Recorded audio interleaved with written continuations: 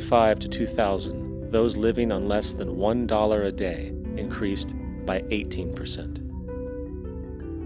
Even the Joint Economic Committee of the U.S. Congress admitted that there is a mere 40% success rate of all World Bank projects.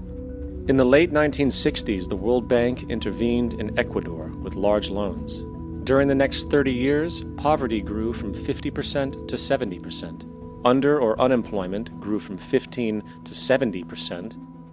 Public debt increased from $240 million to $16 billion, while the share of resources allocated to the poor went from 20% to 6%.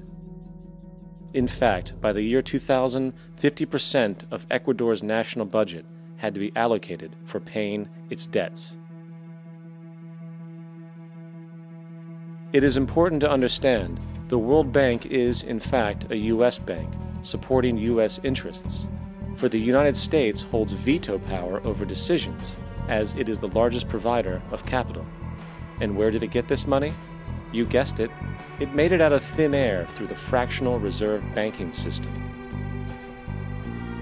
Of the world's top 100 economies, as based on annual GDP, 51 are corporations, and 47 of that 51 are U.S.-based.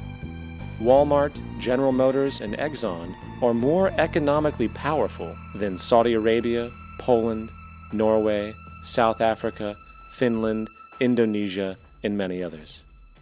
And as protective trade barriers are broken down, currencies tossed together and manipulated in floating markets, and state economies overturned in favor of open competition and global capitalism, the empire expands.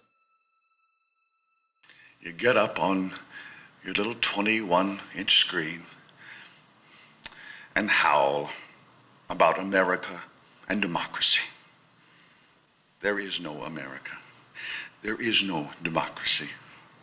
There is only IBM and ITT and AT&T and DuPont, Dow, Union Carbide, and Exxon. Those are the nations of the world today. What do you think the Russians talk about in their councils of state? Karl Marx? They get out their linear programming charts, statistical decision theories, Minimax solutions, and compute the price-cost probabilities of their transactions and investments, just like we do. We no longer live in a world of nations and ideologies, Mr. Beale. The world is a college of corporations, inexorably determined by the immutable bylaws of business. The world is a business, Mr. Beale.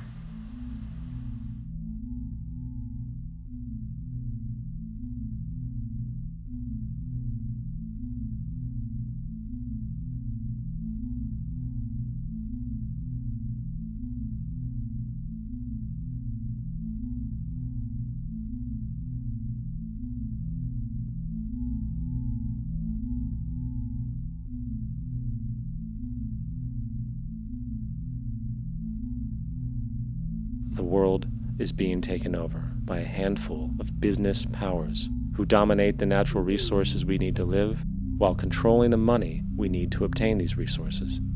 The end result will be world monopoly, based not on human life, but financial and corporate power. And as the inequality grows, naturally more and more people are becoming desperate. So the establishment was forced to come up with a new way to deal with anyone who challenges the system. So they gave birth to the terrorist. The term terrorist is an empty distinction, designed for any person or group who chooses to challenge the establishment.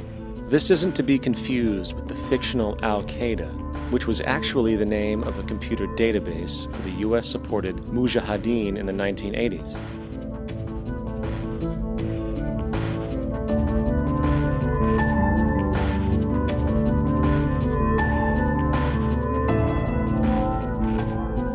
In 2007, the Department of Defense received $161.8 billion for the so-called global war on terrorism. According to the National Counterterrorism Center, in 2004, roughly 2,000 people were killed internationally due to supposed terrorist acts.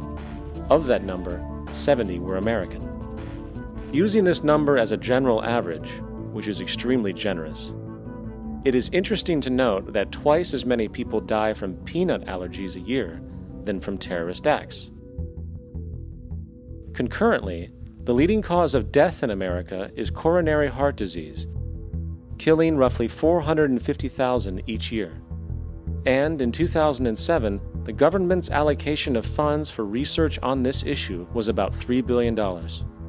This means that the U.S. government in 2007 spent 54 times the amount for preventing terrorism than it spent for preventing a disease which kills 6,600 times more people annually than terrorism does. Yet, as the name terrorism and Al-Qaeda are arbitrarily stamped on every news report relating to any action taken against U.S. interests, the myth grows wider. In mid-2008, the U.S. Attorney General actually proposed that the U.S. Congress officially declare war against the fantasy.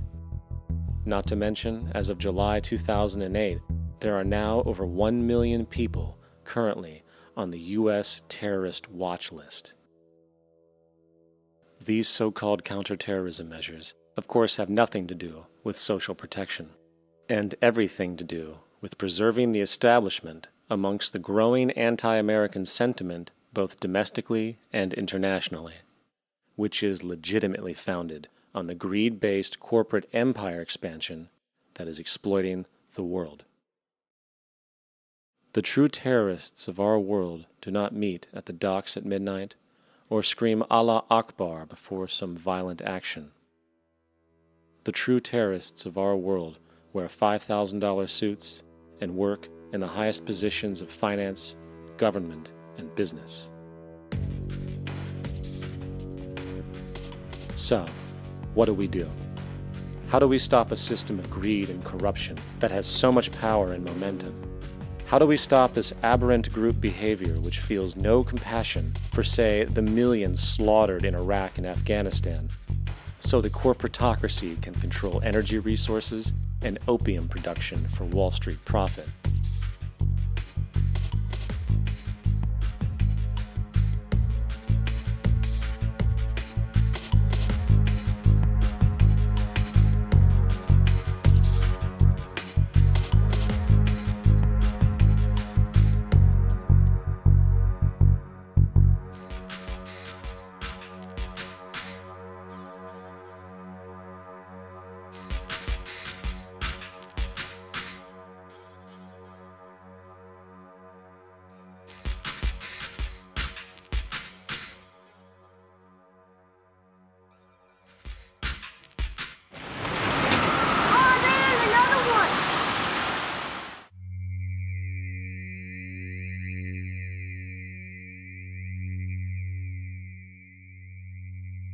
How do we stop a system of greed and corruption that condemns poor populations to sweatshop slavery for the benefit of Madison Avenue?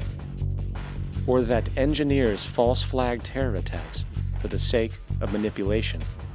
Or that generates built-in modes of social operation which are inherently exploitative? Or that systematically reduces civil liberties and violates human rights in order to protect itself from its own shortcomings? How do we deal with the numerous covert institutions, such as the Council on Foreign Relations, the Trilateral Commission, and the Bilderberg Group, and other undemocratically elected groups which, behind closed doors, collude to control the political, financial, social, and environmental elements of our lives?